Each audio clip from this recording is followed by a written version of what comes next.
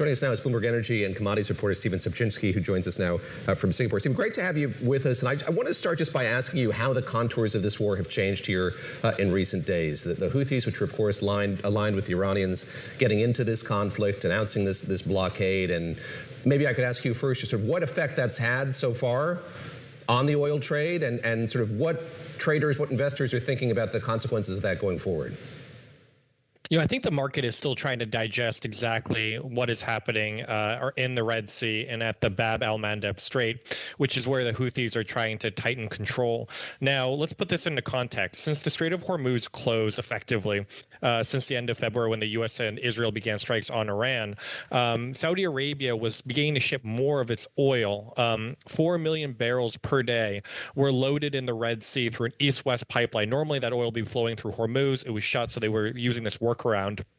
The oil would then go south, down through the Red Sea, through the Bab el-Mandeb Strait, and then out to customers in Asia. And what's happened is with the Houthi rebels increasing attacks targeting specifically Saudi ships, there was a fear that this key workaround was now in danger and either would lead to delays or even a reduction in loading from Saudi ports, because that would require them going through the north, through the Suez Canal, through and then around the southern Cape of Africa to get the customers in Asia.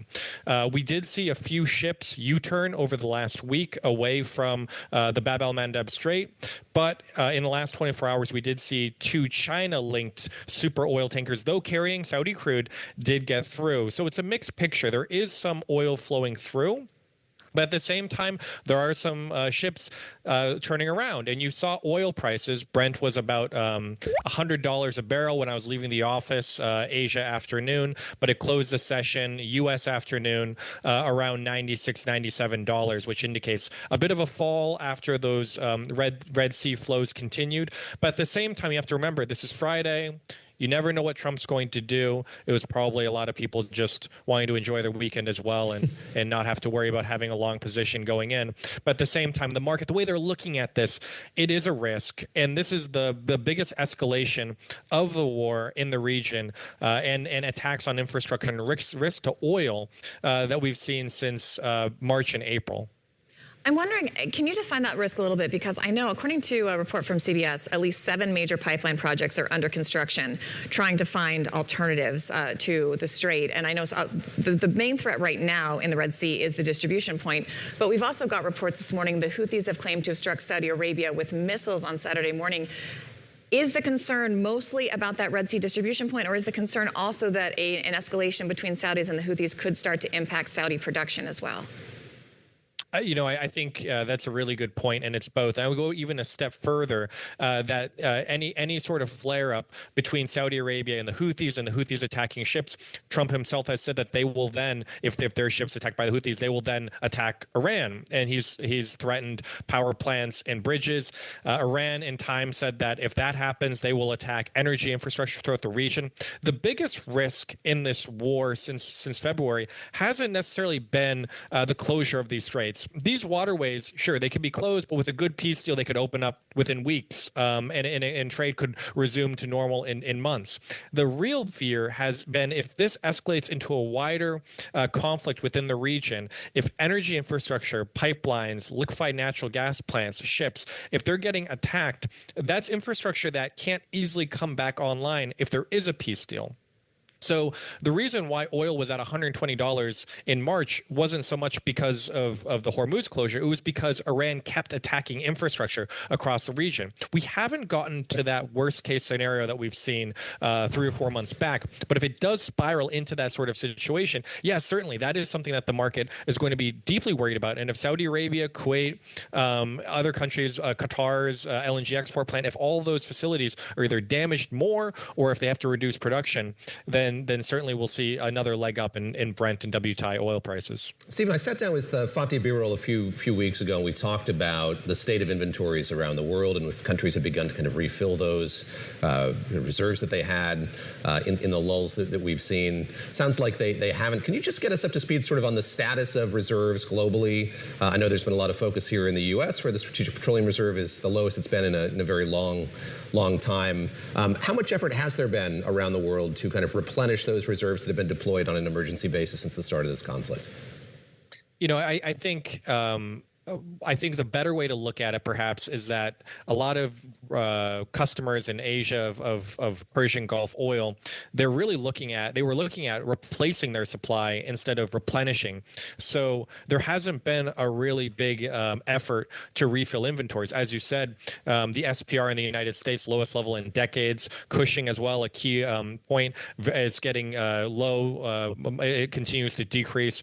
Chinese oil inventories are something that are opaque. You're not exactly sure what's going on there, but there is an expectation that China used quite a lot of their oil inventories when their imports dropped pretty significantly in April, May, and then into June. And then Japan as well. All the other G7 nations had been using their SPR. So you're in a situation where oil inventories are low, but it's not just oil; it's also other fuels, diesel, gasoline, jet fuel. The amount of supply globally is at an uncomfortable level, and that's why you're seeing those product prices rise as well.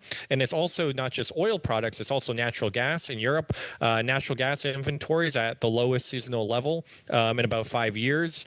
They're not on pace to hit an 80% target refill by November, which is what they want to be at when winter starts, because in winter in Europe, they use a lot of natural gas for heating. So inventories are a problem. And I think the issue is we pulled that lever in March and April to help ease some of the pain in the oil market. And because of this current situation with depleted inventories, you can't really pull that lever again if this Hormuz closure continues and if the Bab el-Mandeb Strait as well is affected. So it is a worrying part of the market. Are you starting to see that stress a little bit in the prices of oil? I mean, it seems to me, as we've been covering this conflict, there's been kind of this indefatigable optimism, somewhat frustrating optimism for those of us who cover diplomacy, that this is going to get resolved. But I'm wondering if that's because they did have those strategic reserves as kind of a buffer, and as those start to deplete, do you think that optimism will start to wane as well? I think there are a few reasons why oil has. I mean, granted, we're at $100 Brent in just a few short weeks. So I would say that we're at a pretty relatively high level. We're not at the highs of 120 that we were before, and we're certainly not near $200, which is what some analysts were warning about. Part of that is because of the workarounds. You know, the Saudi Arabia's Red Sea, the East-West pipeline they had there, ADNOC in the UAE being able to do their shuttle service to get some oil out, which is to a degree continuing perhaps, although those ships are going dark. As well, Chinese demand has not really returned. And China is one of the big factors. They're the biggest buyer of oil globally. So as long as Chinese demand doesn't come roaring back, that does add a lot of length and it does provide some ease to the market.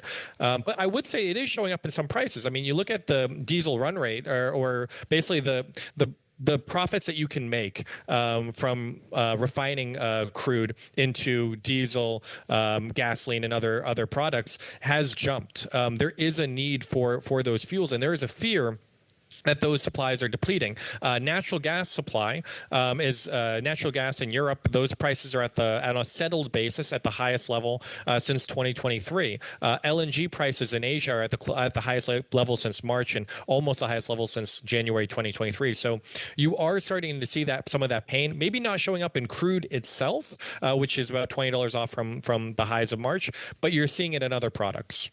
Steve, before we let you go, let me ask you about another shooting war, the one taking place in Ukraine and the effect that that's had on energy prices. We've talked a lot about the crack spread in recent weeks on this show, talked about refined products, and we've seen Ukraine launching those attacks on energy facilities in Russia, and we've seen Russia reply in kind, targeting energy facilities in Ukraine.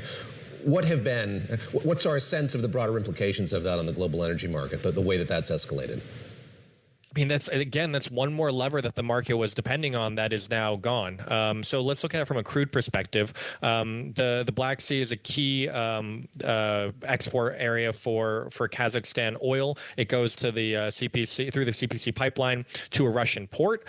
And right now, Moscow has basically said that it is unsafe for them to be docking there. Ukraine has targeted in recent weeks over 90 ships that are connected with Moscow Moscow. So you're removing those Kazakhstan supplies, which I believe is about 1 to 1.5% of global seaborne oil supply. It's not nothing. So again, with Bab el-Mandeb Strait, with Hormuz, that's one amount of oil that's reduced. Then you look at the refining capacity in Russia, which has been greatly affected and disrupted by constant attacks by Iran on the refineries. And Russia is a pretty big supplier and exporter of that fuel. And they've had to restrain and essentially stop exports of diesel. Again, that tightens the global diesel market. So you're getting the crude hit from Kazakhstan and also the diesel hit, again, tightening things for consumers globally.